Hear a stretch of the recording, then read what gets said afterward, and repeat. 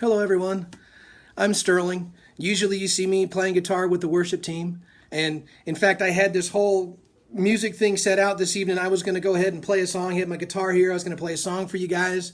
But something spoke to my heart and said, it's not personal enough. I needed to share more. So I decided to go with this right here. This is my grandfather's New Testament and prayer book. Now, my grandfather, he was a fighter pilot in World War II. He flew the P-40 and he flew the A-36 in North Africa as part of the Mediterranean Air War.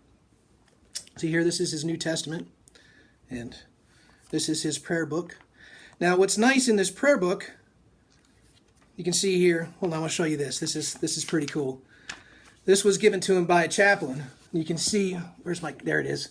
You can see there, to A.B. Hilmo, my grandfather, his name was Arthur, to A.B. Hilmo, and that date, that was October of 1942.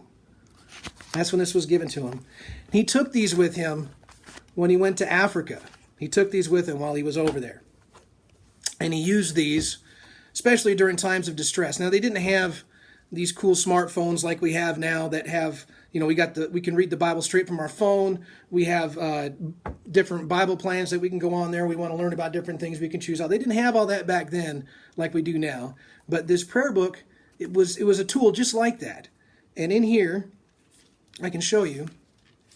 Here's a page saying how to use the Bible. And it gives different suggestions depending on what's going on in your life at the time. Like right here, it says, when you are in trouble and things go against you, read Psalm 27. Psalm 27. This is my Bible. Now, I did 21 years in the Army. I deployed to Afghanistan 3 times. I picked up this Bible at the chapel at Kandahar, my first deployment. And I carried this one with me on my other 2 deployments. This was with me my first deployment. All 3 of my deployments, this was with me. Now, Psalm 27, I'll read about half of it.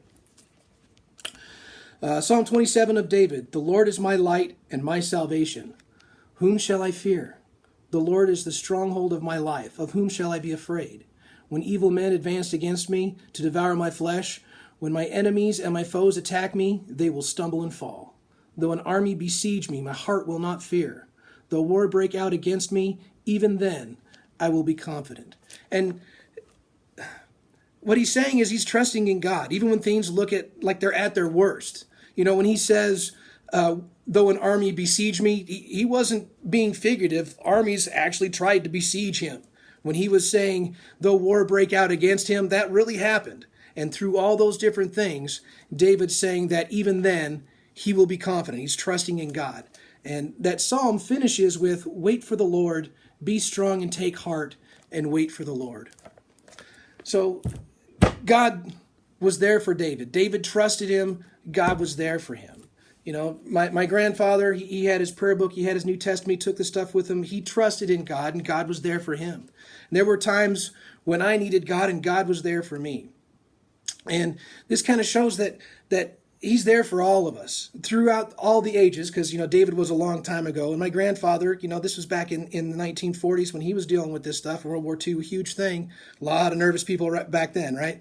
But he was there. He's been there. He's always been there, and he'll always be there. He was there for David. He was there for my granddad. He's there for me. And he's there for you too. So I hope this encourages you, that just know that God is there. No matter what's going on in your life, he's there for you. Just go ahead and trust in him, and he's there. Hope you guys have a great day.